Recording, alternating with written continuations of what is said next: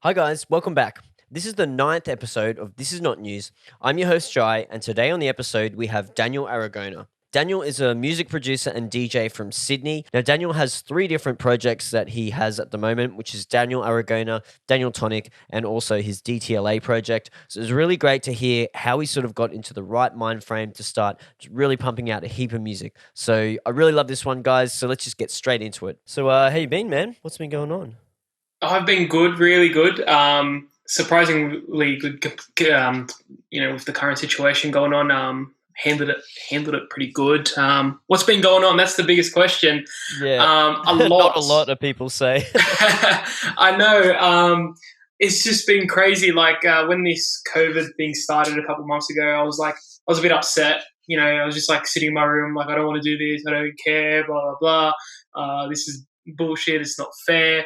That lasted about a week. I'm like, you know what? Get off my butt and do something about it. Don't just sit there and cry because that's not going to change anything. So I just started to put in work and nonstop. And since then, look, it's probably as bad as this COVID thing is. You got to look at the silver linings. I mean, I've got um, 18 tracks produced across three different brands, and I launched the record label last week. So Sick. it's been Doing crazy. awesome. Yeah, That's yeah. right. You're Yeah. doing good, man. You're doing good. So, I've been getting everyone to introduce themselves. So let's get you to tell everyone then who you are, where you are at the moment, and what you do.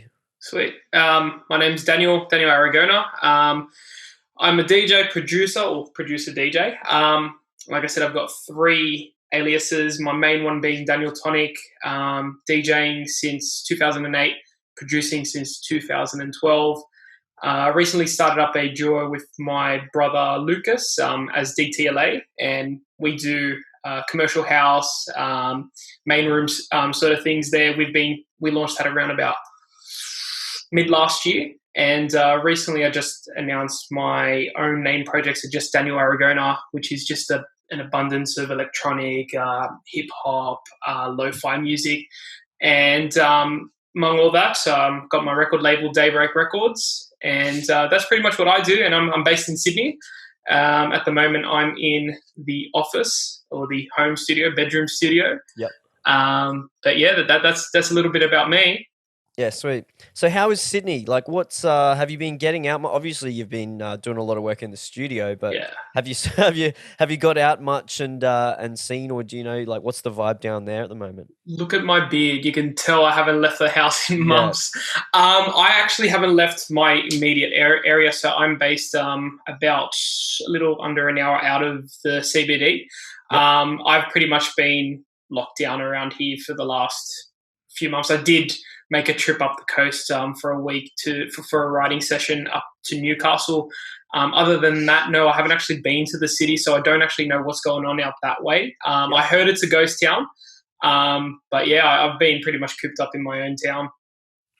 Yeah, sweet. It's it's everyone seems to be doing that, especially like producers, like the people I talk to anyway, like just we've all been sort of doing work and starting extra projects and stuff like that. So how did you get yourself out of, I suppose you said you were sort of, not a funk, but you're in a bit of a, Bit of a down rough sort of spot. state. Yeah, rough spot. How did you sort of pull yourself out of that, mate? Like, cause like that's a pretty big change to go from a bit down to writing so many tunes, man.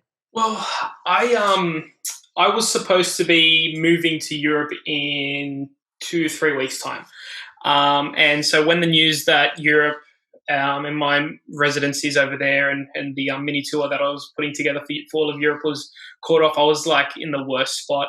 That, like I said, it probably lasted about a week. I decided, I was like, look, I saved up a decent amount of money because I was moving to Europe for 6 odd months. So I'm like, look, it's going to sit there. It's going to go towards my bills, my loans, etc. So I'm like, why don't I take a little bit of that out and do something for me? So this was just before it got really intense with the lockdown. So I went to Newcastle up the coast. I Yep. booked a penthouse across the beach for a week. So I dropped a grand and a bit on this nice penthouse, and that's Yep. where I don't know if you saw. I was doing a bit of live streaming, I saw DJ that. sets, Yeah. yeah, on the Yeah. I balcony. wondered where So that was. yeah, so that was up the coast, and it was a great getaway. So it was just me, myself, and I.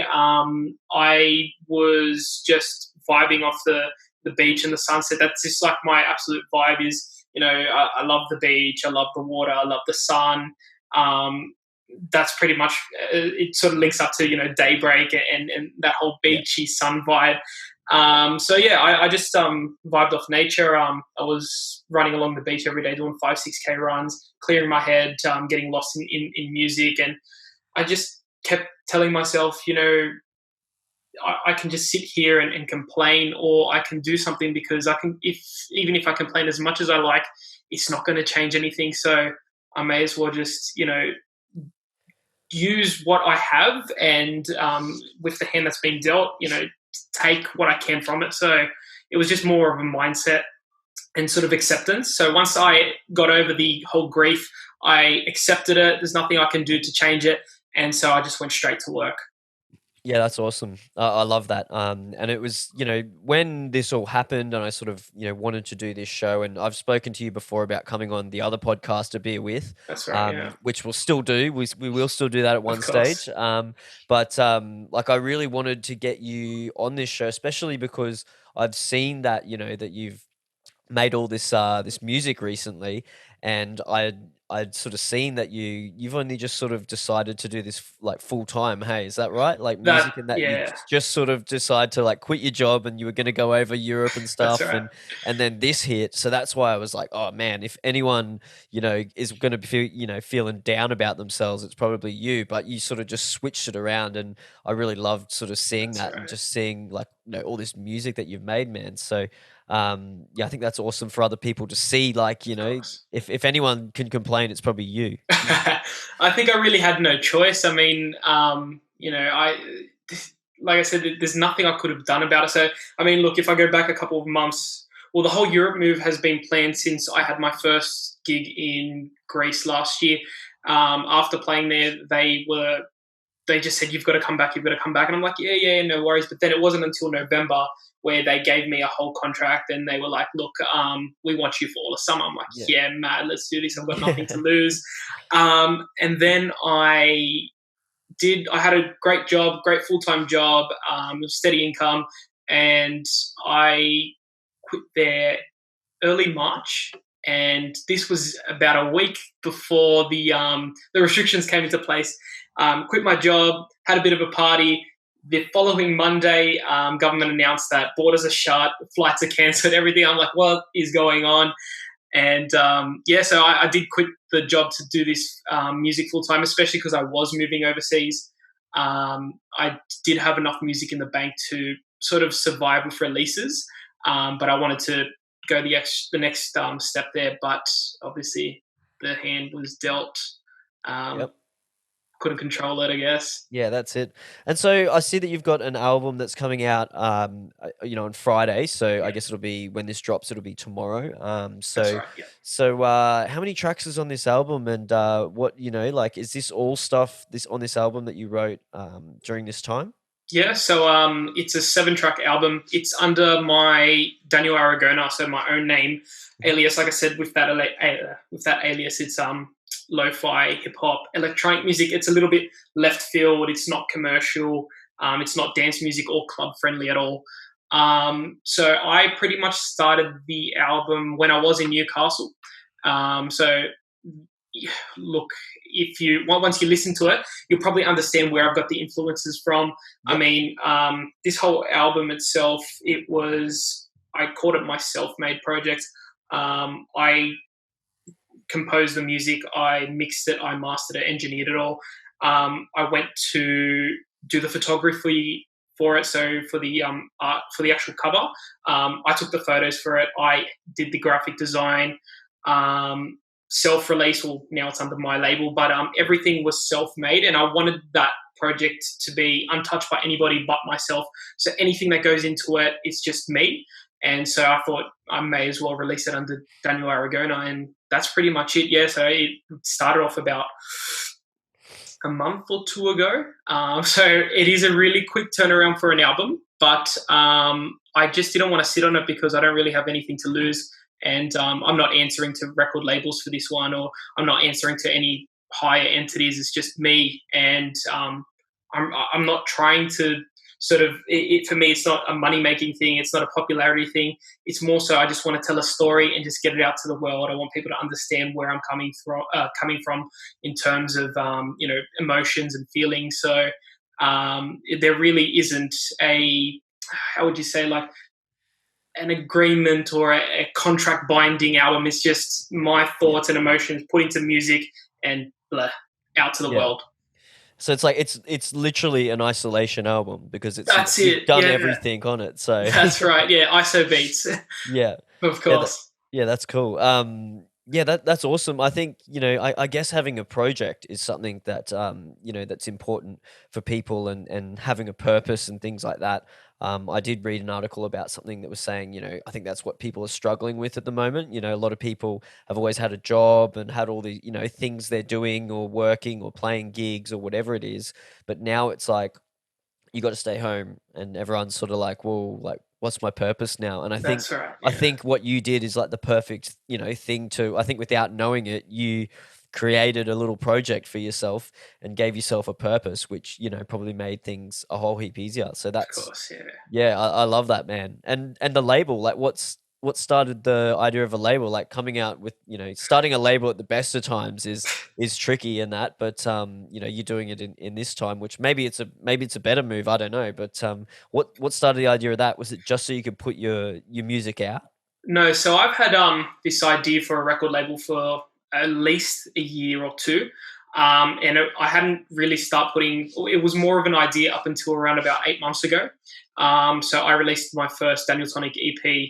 It was called Daybreak, and so from there, from that point onwards, I said, I really like the direction of where my music is going. I'd like to find like-minded people, like-minded producers who are doing this kind of niche, sort of progressive electronic house vibe, and eventually create a record label. The whole idea was it was a 5 year plan. So do it after 5 years, focus on the music career, on the touring, on the production first. And then obviously when this lockdown and this COVID all hit, I had an abundance of time on my hand. I'm like, oh, let's make this time worth something. So I just sat down and knocked out all the details and just launched it last week. So yeah, it was, there was a bit of work to go into it. It wasn't just a spur of the moment sort of decision. Yeah. Most of the bulk of it did happen over the last 8 months, but getting it pretty much out to the world happened in the last few weeks. So yeah, I'm pretty stoked about it. Yeah, that's cool. And I suppose, like, you can't really work on, I mean, you can work on music all day, every day, but you've got to have some breaks and things to do in That's other it. times. So I Yeah, suppose doing all the business side of stuff, is probably a good time to do that for, like when you're not maybe inspired or making music or whatever. But exactly right. sounds like that wasn't a problem being inspired, mate. Well, I think the whole thing of having three different aliases that are three different music types, it has helped to continue the flow. So with Daniel Tonic, I'm making progressive house, all that electronic, sort of looking towards Rufus, but then sometimes it may be a little bit more festival progressive without going too EDM. And then whereas my DTLA project, it's you're like your UK house, that show me love sort of sound, that hands in the air, sing along sort of stuff. And then obviously the Daniel Aragona is just a bunch of random sounds. So having that variety has helped with the creative process. But again, look, I did write 18 odd tracks in the last 2 months, 3 months. So the last 2 weeks, I haven't opened Ableton at all. I've just been doing admin for the record label, and it's been good to sort of step away. You sort of want to give yourself you want to jump into Ableton. You don't want to feel like or like in any production software, you don't want to have to feel like, oh, I need to do this. You got Yeah. to want it, and then that's when your creative juices start flowing. Is when you want to be there, not when you need to be there. If that makes sense. Yeah, yeah, definitely. Yeah, and so your three projects then. So what tracks have you got on your other projects? Like you said, you've got the album coming out, which is seven, I think you said. 7 tracks, yeah. Yep.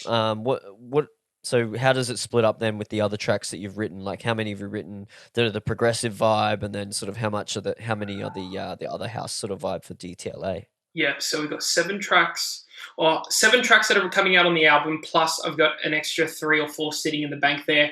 Okay. Yep. Actually, another one started about last week, so 5 on that one. And that's like sort of hip hop, electronic vibe. Daniel Tonik. See, the thing with Daniel Tonik, it's not a project where I can jump in and create a track in a week. So with my Daniel Tonik music, I do like to spend a little bit of time on it. I work with a writer known as Gabriel Paris, who's absolutely amazing. He can literally pick up any instrument and play it, and he's got amazing vocals. So I work really closely with him, and we will sort of surgically create the Daniel Tonik tracks because we're after a certain vibe and we're trying to keep it very unique. That is more for the original. So like my original music is going to be a little bit different to other people and other genres. There really isn't. It's got its own niche, if that makes sense. So I've been working on one original there for the last 6 odd months. We're about almost finished there. I've got an awesome vocalist on that one who's delivering me vocals at the moment. She's killing it. So that Daniel Tonik project, it's very, how would you say, like surgical, very fine point. Just working on all the sort of tiny details to make it pop. Yeah. And like that's my main project. I'm trying to chase that Rufus vibe. I'm not trying to be like Rufus, but I want to be in that sort of bubble, if that makes sense. Yeah.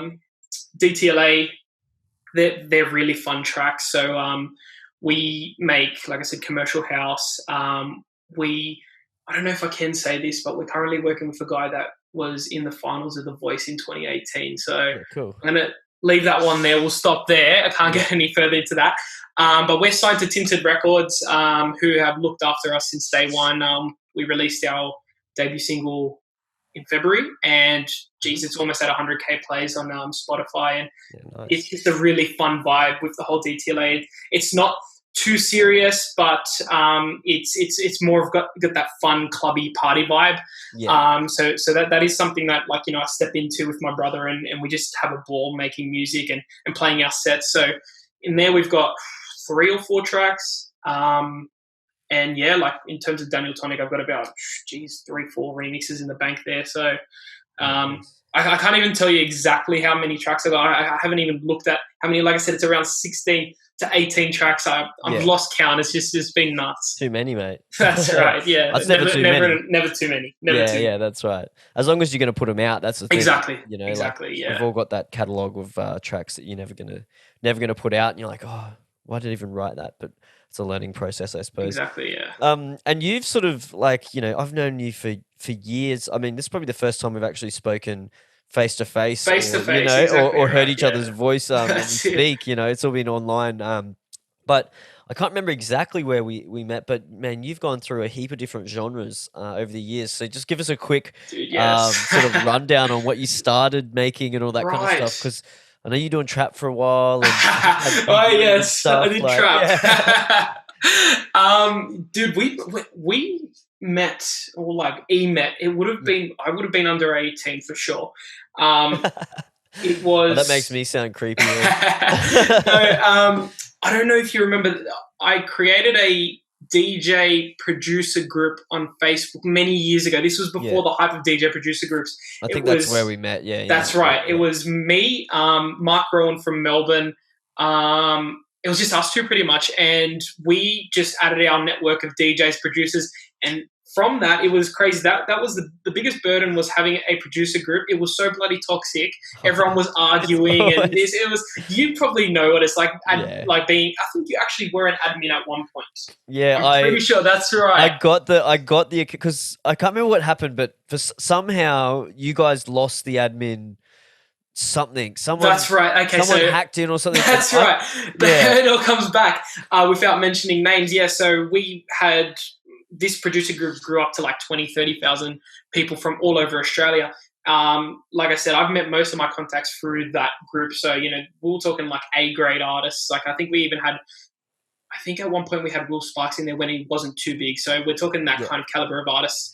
And it was years ago too. Like what year are we talking here? Like this must be like 2011, 10, 11, It would have around been between earlier. 2010 to 2013. So Yeah. it was around that sort of Yeah. era then. And yeah, so like we had a admin team, a group so huge with that we had an admin team. One of the admins got a little dirty with us and locked us all out of the whole group. And you were the savior, knight in shining armor. I don't know how I did it though. I Don't can't even know. remember how I Hey, got in there. I think I just like buddied up to him and said, "Oh, I'll help you run it" or something like that. And then as soon as I got in, I just we got rid of everyone. I was like, "Oh that's man, I'm in. I got you back. Let's take this group back." Infiltrated the group from the inside. I like Yeah, it. Well, yeah, I think that's how we met. That was years ago. We're talking like, Jesus, almost that was 10 years ago at least. yeah. And Ages ago. yeah, I mean, I did go through a fair few projects. I mean, I was from the start. I was always house, whether that be electro house, progressive house. It Yep. was house from the start. So I started back in 2008. Producing my first genres again, house and progressive. And then as the years went on, I tried different genres. So my biggest jump was from when I was doing sort of house, I jumped straight to trap. This was before trap had sort of made its massive sort of commercial input. It would have been around about 2011, 2012. So I started producing trap. It was going good for a year or two. And I'm somebody that I love to chase the underground. So as soon as I started seeing that it was becoming popular and that everyone was on this, I'm like, I'm off. I jumped overboard and I went back to house. But I wanted to make a slow transition. So like I said, I spent 2 years in the trap realm. I did a bit of big room that I never released, and I will forever hold that against myself. Yeah. But yeah, it was all a learning process. Went from there, went to bass house, breakbeat, and then slowly moved towards tech house. I made tech house for about a year or two, and it was about 2.5 years ago where I sort of had a sort of, what would you call it, like just a self-awakening, where I wasn't feeling what I was making. I was feeling like everything I was making was forced and I wasn't actually enjoying it. So I went on a hiatus for about 6, 7, 8 months. I just went quiet and went off social media just to find myself and find what I really wanted to do as a producer and as a musician. And I come back with a full circle, went straight back to progressive, where it all started. But I don't see any of these genre changes or these times that I spent in different genres as a regret, because it's all a learning process. So every genre I've produced, and I've produced so many different genres, I've taken something from it. Yeah. Whether that be arrangement, sound design, sample selection, it all goes on. It has influenced my production today, and you learn things as you go. So I'm actually glad that I tried different genres because, like I said, it has helped me progress to create my own sound. And I can proudly say I've got my own signature sound now. Yeah. It's hard to explain. So when people say, well, who do you sound like? I sound like me. I don't sound like anyone else. So it was all a process to get me to this point. So no regrets at all there. Yeah, that's it. And with the signature sound, like we were talking about this in that little chat that we had the other night on Chris Royal's channel with a group of people. They're like, how do you develop a signature sound? And I think it's exactly what you said, like trying new things, whether it's production techniques or it's genres and stuff. And it's choosing what you like from those different things, and then all those little 1%.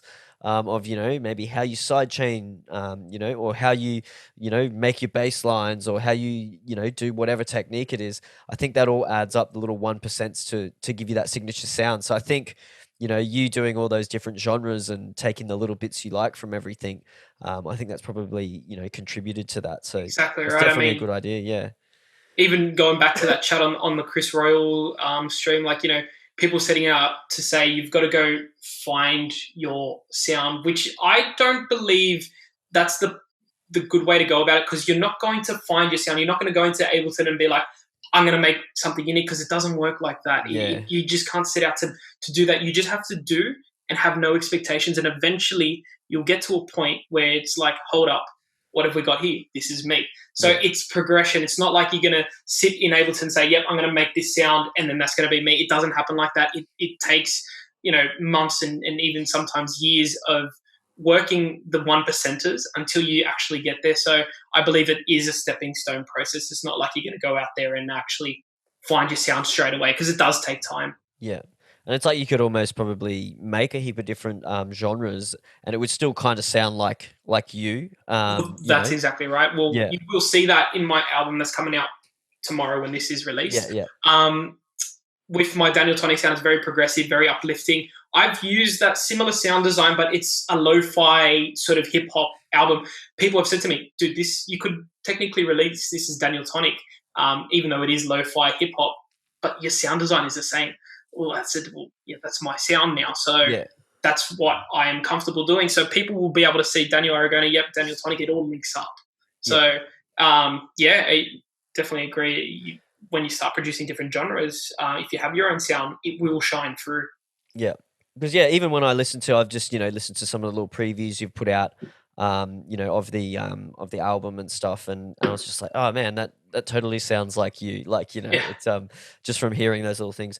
That artwork on those little previews you've been doing, the little animated sort of the beach or whatever, is that something that you've sort of done yourself, or how'd you get that kind of stuff? Because that's really cool. You're talking about the photo for the album. Is that like based off that photo, or that photo there I actually took myself when I was in Newcastle. So like I said, everything sort of happened. It was like an enlightening moment when I was up the coast. I took that photo when I was at the beach, and I was like, I really like this photo. And so it was just there, and I put it up on my Instagram and whatever. And then when I started putting this album together, just writing the music, I'm like, hang on, this is the perfect cover for it. So I did the photography myself. I did a bit of editing to make it look a little different there. So the album design, the cover itself was done by me. The videos, the promo videos, all by me. I had a bit of experience back in high school. I did multimedia. So my first, when I started production, it was 2012. I was in year 11, and my multimedia major HSC project had to be that I had to present a project that had minimum 3 medias involved. So that's where I decided to start producing. So I created my own audio, created my own video, created my own website to promote this major project. And so by learning all that in school, I sort of picked up little bits and pieces. So Photoshop, editing movies. So it's stuff that I've taken and used to this day. So, and I mean, look, especially during this time of like no steady income, if you can do a lot of things yourself, it does save you a lot. So everything's all done on my laptop right here. Yeah, cool. Yeah, and like we said, it's that having other things to do that aren't just the music, Well, that's right. Yeah, exactly. Like the artwork, the graphic design, and even like the admin side of stuff. That's of course, that's cool to be able to do. What about your DTLA project? How did that start with your brother? Like, is he a younger brother or older brother or what? Yeah, so Lucas is my younger brother. How old is he? He's turning 21 in a couple months. So he's 5 years younger than me. So I trained him to DJ years ago. So he would just come into my room and I'd give him like little lessons. And it got to the point where when I was still underage, I was doing a lot of house parties. That's what I was known for, like a heap of house parties. When I hit the club scene, I didn't want to do house parties because I was so addicted to the club scene. So when people would book me, I'd be like, yeah, no worries. My brother would go. So I'd send my brother. He was the little guinea pig. So could still make money both ways. But so he picked it up and he started doing house parties. And then last year, I was really drunk at Ivy. I had a This is the start of a great story. I had a residency at it was Ministry of Sound Club. And I was talking to the guy that was running, which was A-Tones, and my brother was there. He'd come to a gig of mine and really drunk.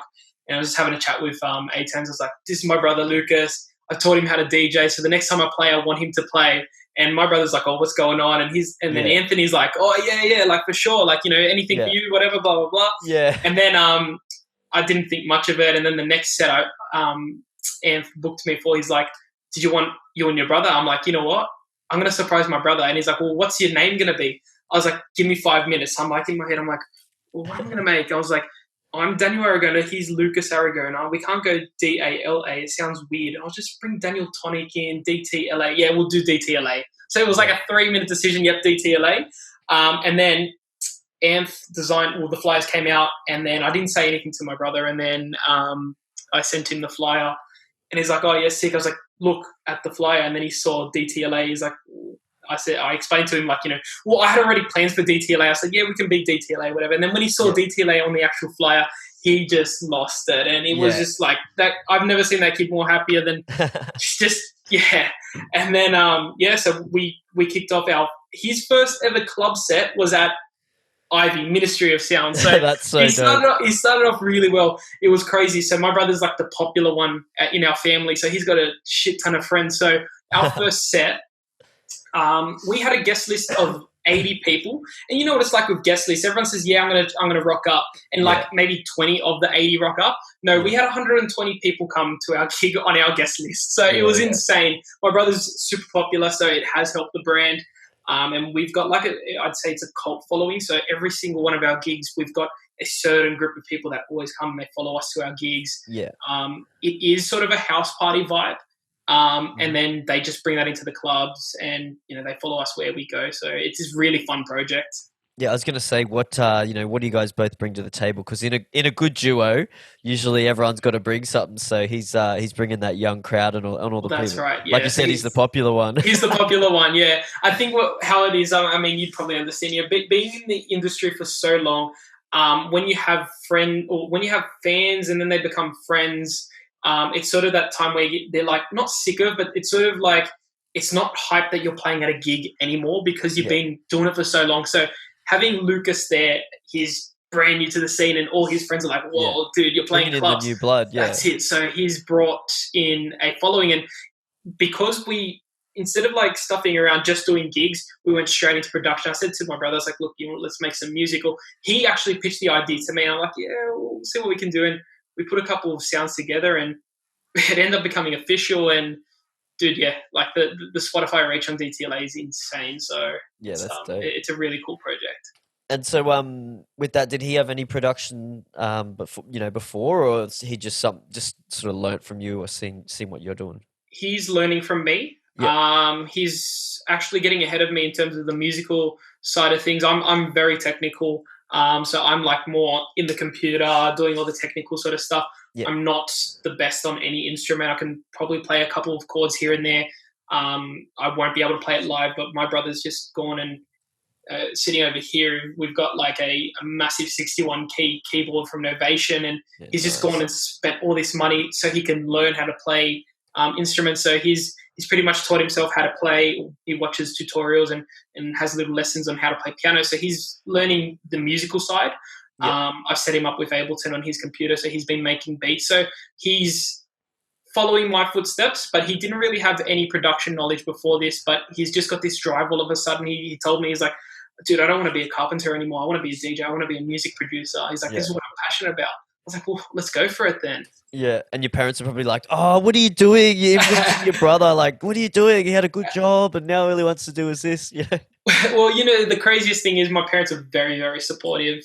They have been supportive from day one. I think my dad bought me my first DJ kit when I was like 13 years old, and he bought me the whole setup because I was getting booked for house parties, but I had no like equipment. So my dad just went out and bought me all this as a present, and over the years he's just kept the support up. So my dad was a DJ before me, so he was. There you go. Just a family business. It is, that's right. So he's still got his Technics turntables, and he's got crates of records here. So I think that it's just passed down. We're a bit of party animals, the whole family. So and it's good. You need to do like a DTLA plus dad set. Live stream that. Every now and then we'll have a jam session. That'd be cool, man. I'd totally tune into that. I'm always looking for cool live streams to watch. Like ones that have some kind of point of difference. That aren't just people playing tunes or whatever. That's like right, a theme or something like that. So I reckon that'd be dope, man. We've been trying to bring him up on stage. He was G'ing us up for our Ivy set. He said he was going to come up and jump on and. And I was like, yeah. So it got to about 5 minutes before he realized how big the stage was, and there was like 1,000 people in front of us. I was like, oh no, I'm just gonna go in the crowd. So I want to see him at a gig. It'll be really cool to see him behind the decks. It would be like, I think everyone would just vibe with that. It would be really cool. Yeah, that'd be so sick. Get the whole family. Yeah, exactly right. Exactly right. So would you guys, it sounds like even just seeing some of the gear you have behind you there, gearing up towards a live set maybe with I DTLA. have been doing live sets for Daniel Tonik. Yeah, I remember I've seen you with pad, like doing pads. With the pads, yeah, for sure. So with the pads, it's a special. I tried not to rinse it out too much, so I've probably played one or maybe total 3 gigs with the pads. Yeah, kept it really exclusive. Made it known that I do live sets, and if people want it, there's going to be a little bit of extra cost there because we've got to make money somehow, and I don't want to be rinsed out like just another guy playing the pads. So I'm keeping it super exclusive. Over here, this is an actual synthesizer, so it's not just a MIDI controller. So it's an Ovation base station. I create a lot of sounds on this, so it's perfect for sound design. But yeah, we have been sort of in the talks to do a live DTLA set. I have been umming and ahhing because I sort of want to set, Daniel Tonik and DTLA a little bit of apart from each other. But I mean, look, Well, I mean, if your brother's getting right into playing keys and stuff, though. Well, that's exactly right. That'd work so good. I mean, look, right now at this stage where we just have to try and make as many opportunities as possible, I don't really care anymore about keeping the brands separate. I'm very vocal that, I've got 3 brands. I'm not trying to be secret about any of them. I promote each brand on each brand's social anyway, so I don't care. I'm just trying to make as many opportunities at this point. So, potentially we've been in talks to do a live set, so maybe soon you may see a live stream coming up in the near future. Yeah, cool, man, cool. So in talking about that, like, have you seen anything like online since this thing's all started that you think's creative or interesting that people are doing, whether it's a live stream or it's music or anything like that? It doesn't have to be music related even, but have you seen anything? Because I feel like there's, it's the time for innovation and creativity and stuff to really shine. So have you seen anything just recently that just really sort of piqued your interest at all? Oh, dude, I think everyone's just being incredibly creative during this time. I sort of saw this time as this lockdown or this, virus is going to separate the people that are in it for the wrong reasons and the people that are in it for the right reasons. And it's going to give space for the people that are super passionate about it to shine through. And I have seen so many artists pop up that I've never heard before, making incredible things and doing incredible live streams. So that has been a really good thing.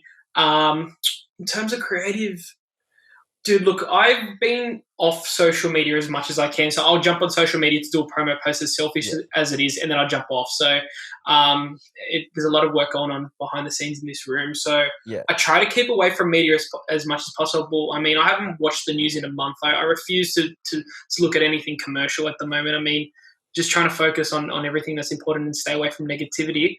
In terms of the live stream, I mean, shout out to the Quarren stream. It's started up by Adrian A. Shuffle. He got together most of the Sydney DJs, and he's got like a huge brand with a massive following that's going worldwide. So he just started off this just with a live stream Facebook page, and he's got DJs on every night, so he's killing it. So it's just like collectives or starting like a brand, because I remember like the first weekend when sort of clubs and places like venues up here anyway shut down.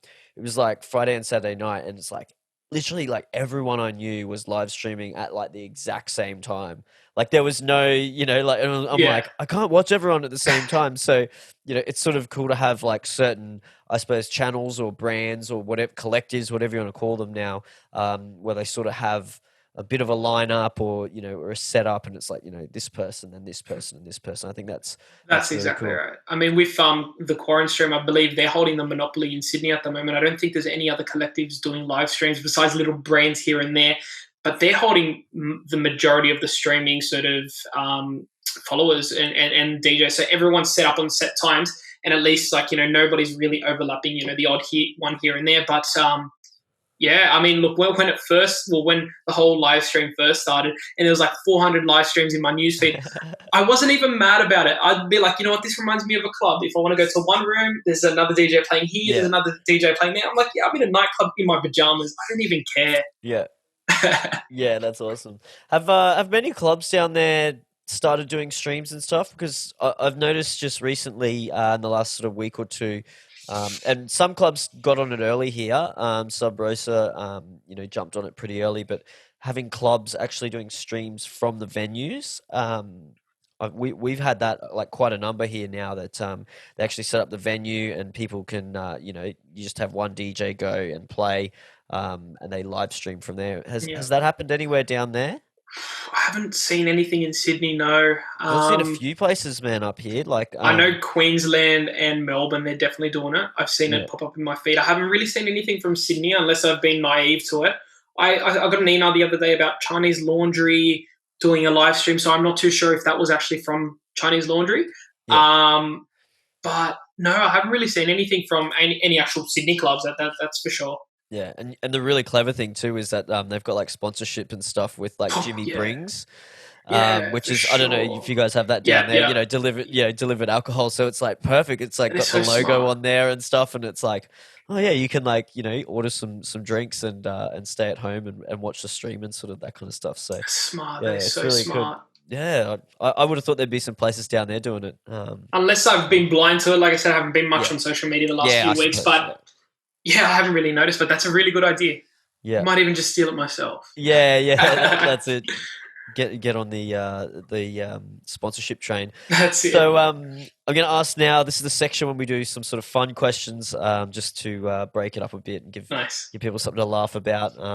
Get back to some other stuff later. But first question that we run with, first date ideas. I'm single in this Corona social isolation times. Is there any ideas that you can give us for first dates to go on, or things? Are we talking? Are we talking in Corona?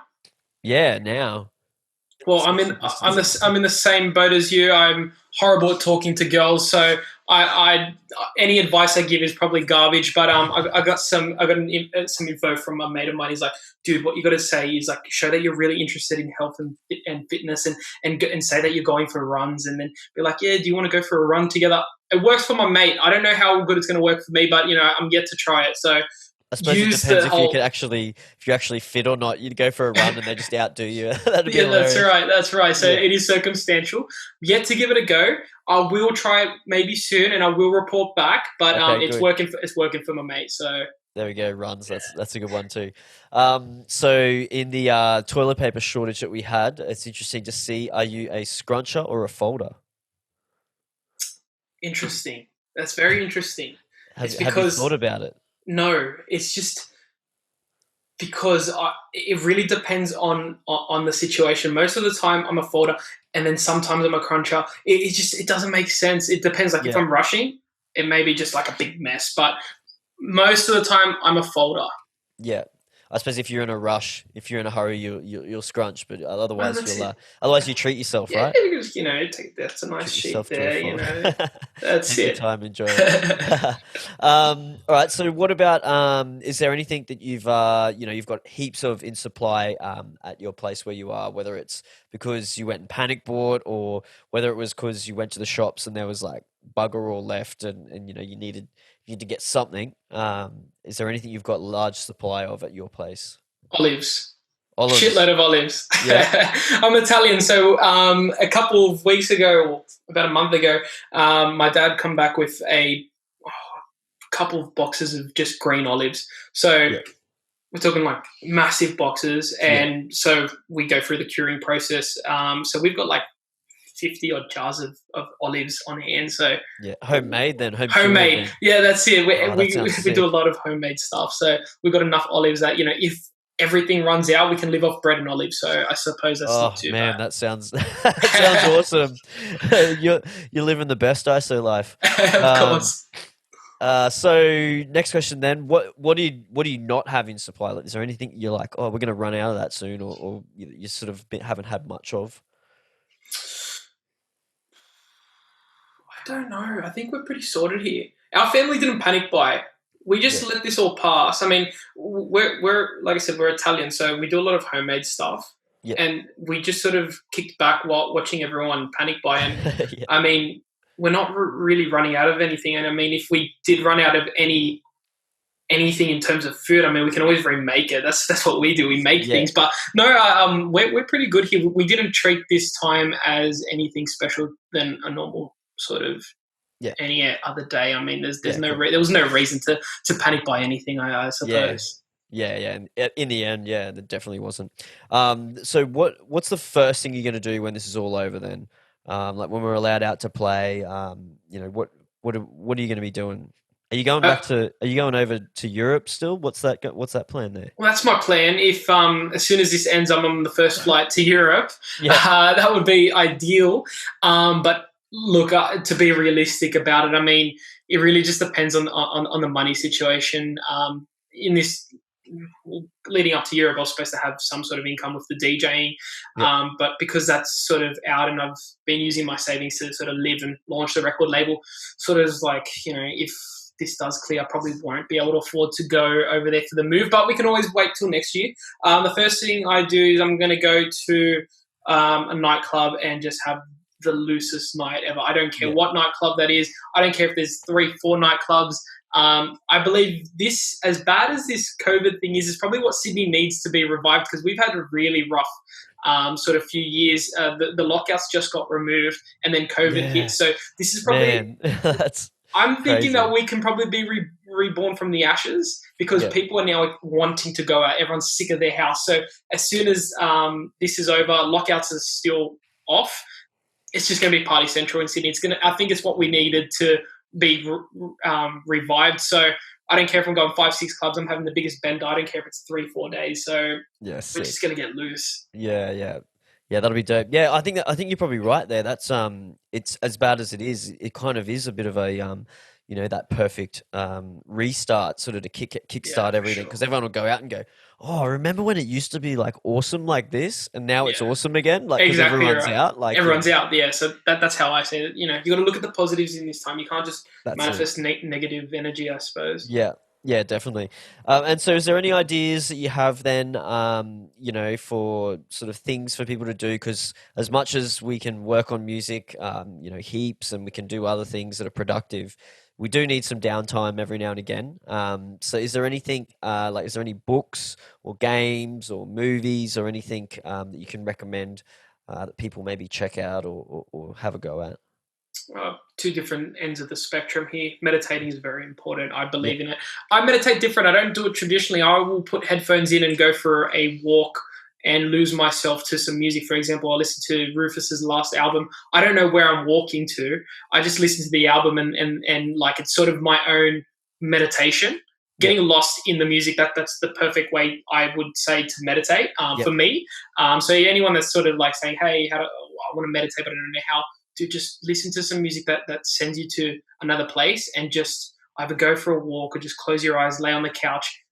That would be one thing to do during this time. It's good to sort of reset your energy.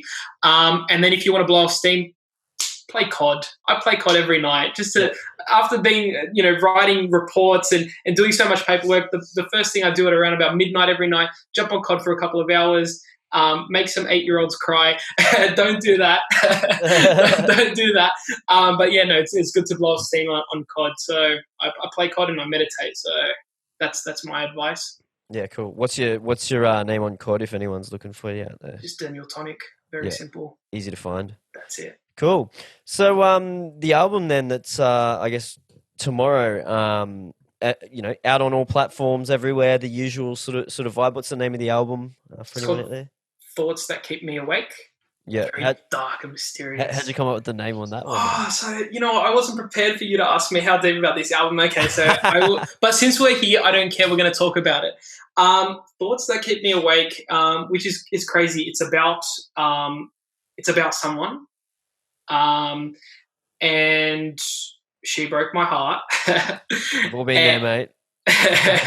And pretty much there was a lot of things I wanted to tell her, but I'm not really good at like opening up and expressing myself. So the best thing I can do, or what I'm good at, is writing music. So I've left little messages in this album. So when hopefully she hears this, I think she will hear it. she's either going to be like, oh damn, I missed out on a guy that wrote an album about me, or she's going to know that shit, like, you know, he's got something to say. So look, I'm obviously like, it's not a random album. It's like I said a little bit earlier, I'm not trying to make money or get famous from it. I'm just trying to get a message out there. So it's my sort of way of putting a message out there. So it is about someone specific. So Cool. that's what you can sort of expect for it. And It's awesome. I'm excited to hear it now. I want to try and find all these little messages. Oh, I wonder what he was saying in this song. What was he saying in this song? Yeah. Dude, like I've left little messages, even like in the artwork, there's certain things, even on the back cover, just certain little things that only certain people will understand, or you may say, well, why is that there? It's sort of like it's a puzzle in itself. So from the album name to the track titles to the artwork, it all links in to tell the story. Yeah. Awesome, man. I love music and projects and stuff like that have like a theme, or it's got like a message or a story, like you said. So yeah, I'm really excited for this, man. That's gonna be awesome. Should be good. Anything else you wanna tell people about, or anything else you got going on? And what's going on? Anything else? Nothing. Just pretty much focusing on the record label at this stage. I am releasing that album that will be the first release for the on the record label. So pretty much if anyone has a story to tell and doesn't know how to sort of get it out there, I'm happy to. My inboxes are open, my email's open. Send me through. I can help you get your music out there or help you tell your story. That's what I'm all about. What's the vibe of the label then? Is that like what you're going for with the label, or is it like, is the label any kind of electronic music sort of that's a bit more on that sort of, spectrum, I suppose, of what you're releasing in the album? Pretty much. So I'm not being genre biased, but I'm keeping a theme rather than a genre. So as long as it's melodic, as long as it's electronic, it doesn't have to be electronic, but as long as it's melodic and it has narrative value and it has an emotional connection, it tells a story, I'm all ears. So I want to have that kind of music where it's not, doesn't have to really be club music. It can be club music, but if you're looking to tell a story, and you're putting emotions behind your music and it's not just a random club track you're making, I want it on my label. Cool. Awesome, man. Well, yeah, like I said, I'm keen to hear that. And when this thing's all over, I was going to come down this year actually to like Sydney and Melbourne and do some podcasts with people. And you were one of the ones on the list. So, whether it's you get to come up here or I come down there, we'll sit down for a beer and do the other one and get right into it. Of course, I've been hoping to come up to Brisbane for the last couple of months, and then I've got a mate that's actually living there at the moment. He's from Sydney. He's writing he lives there now, and we've been saying, I'm going to come up, and then COVID hit, so it's on the cards. As soon as this is over, I may head up the border, so yes, may just see you for a beer. Awesome, man. All right, well, stay safe. Thanks for coming on the show, and hopefully I'll talk to you soon. Will do. You have a good one. Cheers, brother. See you, mate. There we go, guys. Thanks to Daniel for coming on the show. I really enjoyed that chat. I think it was really great to see how he sort of went from, having everything sort of taken away from him when he had just made the move to music full time, and then to be able to sort of get right back into it and start really making a heap of tunes. So thanks for coming on the show. Can't wait to hear the album. The album will be out tomorrow, which will be Friday, the 1st of May. It's called Thoughts That Keep Me Awake on his new record label as well. So Daybreak Records. So make sure you check that one out. Make sure you check out all the projects that he does. So, we said on the episode, he's got Daniel Aragona, Daniel Tonik, and also DTLA. So make sure you go and check out all of those socials, the music, everything that's out there. There's links in the description, so you'll be able to find all of that super easy. Make sure you like and subscribe so you can stay up to date with all the episodes as they're released. Make sure you're following me on all platforms at Boy King Koi. Make sure you check out abeerwith.com. There you can find everything that I do, whether it's music, the podcast, the old podcast, and Friday knockoffs as well. So make sure you check that one out, guys. All right, guys, that's it for this one. I hope you're having a great day or night, wherever you are, and I'll see you guys soon for the next episode.